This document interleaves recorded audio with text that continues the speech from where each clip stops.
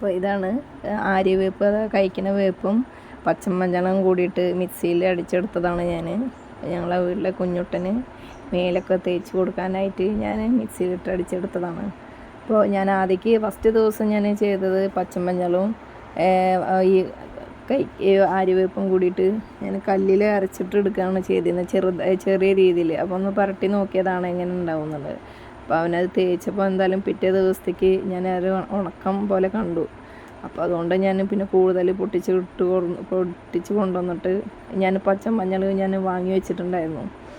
അപ്പോൾ രണ്ടും കൂടിയിട്ട് മിക്സിയിലിട്ടിട്ട് ഇപ്പോൾ അരച്ചെടുത്തപ്പോൾ ഞാൻ അവൻ്റെ മേല് മുഴുവൻ ഞാൻ തേച്ച് കൊടുക്കണം. എന്തുകൊണ്ടും അവരെ സ്കിൻ ഡിസീസസ് ഉണ്ടെങ്കിൽ അവർക്ക് ഇതൊക്കെ തേച്ച് കൊടുക്കുക കഴിഞ്ഞാൽ നല്ലതാണെന്ന് പറഞ്ഞു കേട്ടിട്ടുണ്ടല്ലോ. അങ്ങനെ എന്തെങ്കിലും ബുദ്ധിമുട്ടുകൾ ഉണ്ടെങ്കിൽ മാറുമെന്നും പറഞ്ഞു കേട്ടിട്ടുണ്ട്. പിന്നെ ഇത് മാത്രമല്ല കേട്ടോ, ഞാൻ ഇത് തേച്ച് കൊടുത്തതിന് പറയുമ്പോൾ വൈകിട്ടൊക്കെ ആകുമ്പോഴേക്കും പിന്നെ അതൊക്കെ ഒന്ന് ഉണങ്ങി പൊടിഞ്ഞ് പോകുമല്ലോ. വൈകിട്ടാകുമ്പോൾ ഞാൻ ഓയിൻമെൻറ്റും മേടിച്ചിട്ടുണ്ട്, അതും തേച്ച് കൊടുക്കും. അപ്പോൾ പിന്നെ പെട്ടെന്ന് ഭേദമാവും. അപ്പോൾ ഇങ്ങനെയുള്ള ഒരു പ്രശ്നങ്ങൾ നായ്ക്കൾക്ക് കാണുമ്പോൾ ആരും പേടിക്കുകയൊന്നും ചെയ്യേണ്ട. ചില ആൾക്കാർ ഈ പേടിച്ചിട്ടാണ് അല്ലെങ്കിൽ എന്താണോ എന്ന് വിചാരിച്ചിട്ട് അതിനെക്കുറിച്ച് അറിയാത്തവരുണ്ടാവും. വളർത്തി പരിചയമുള്ളവർക്ക് പിന്നെ അറിയണുണ്ടാവും. എന്നാലും ചില ആൾക്കാർക്ക് ഇത് കാണുമ്പോൾ ഒരു പേടി അല്ലെങ്കിൽ എന്താണോ എന്ന് വിചാരിച്ചുള്ളൊരു ഇത് വരുമ്പോൾ ചില നായ്ക്കളെ ഉപേക്ഷിച്ച് കണ്ടുള്ളത് ഇങ്ങനെയൊക്കെയുള്ള പ്രശ്നങ്ങൾ കണ്ടിട്ടാണ്.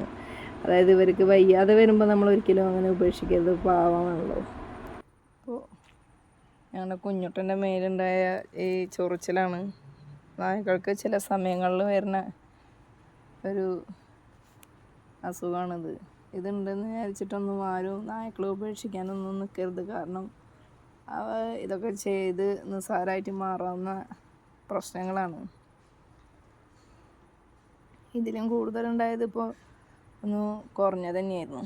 കണ്ടോ, ഇതിൻ്റെ ഇടയിൽ നിന്നൊക്കെ രോമം കൊഴിഞ്ഞിട്ട് ചൊറിച്ചിലുകൊണ്ട് അവന് എത്ര വേദന സഹിക്കണ്ടേ. അപ്പോൾ നമ്മൾ ഇങ്ങനെയുള്ളൊരു സ്ഥിതി വരുമ്പോൾ ഒരിക്കലും നായ്ക്കളെ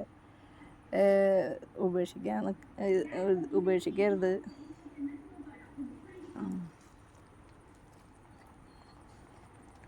അവനത് തേച്ച് കൊടുത്തത് ഇതാണ് ഇവരെ ശീലം. എന്തെങ്കിലും നമ്മളൊരു മരുന്ന് വരട്ടി കൊടുത്താലും ഇങ്ങനെയൊക്കെ തന്നെ.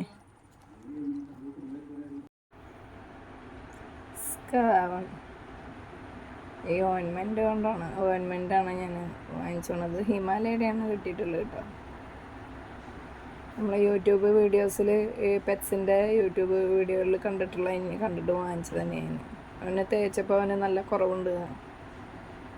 അപ്പോൾ ഇതാണ് ഓയിൻമെൻറ്റ് സ്കാവൺ.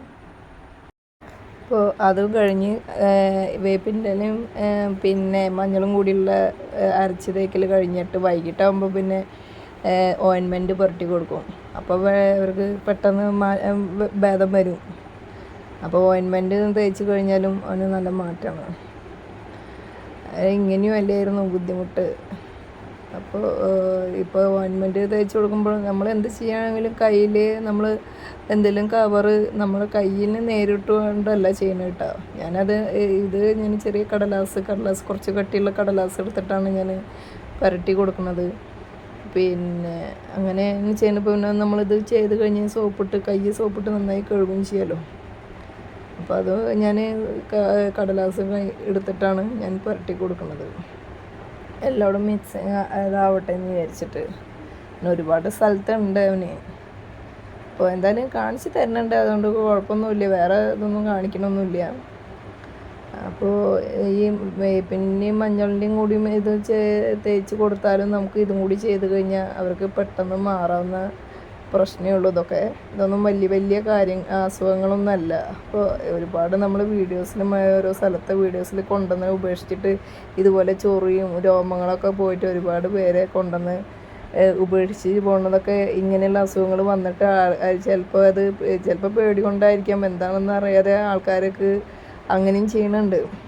അപ്പോൾ ഇതൊന്നും വലിയ അസുഖങ്ങളും കാര്യങ്ങളൊന്നുമല്ല, പെട്ടെന്ന് മാറാവുന്ന പ്രശ്നങ്ങളേ ഉള്ളൂ. ഇതൊക്കെ ഒന്നുകിൽ ഓയിൻമെൻറ്റ് മേടിക്കാം, മഞ്ഞൾ തേച്ച് ഇത് തേക്കുന്നവർക്ക് അങ്ങനെ ചെയ്യാം.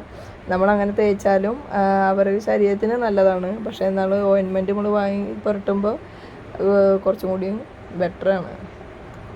അപ്പോൾ അങ്ങനെ അവൻ പോയി.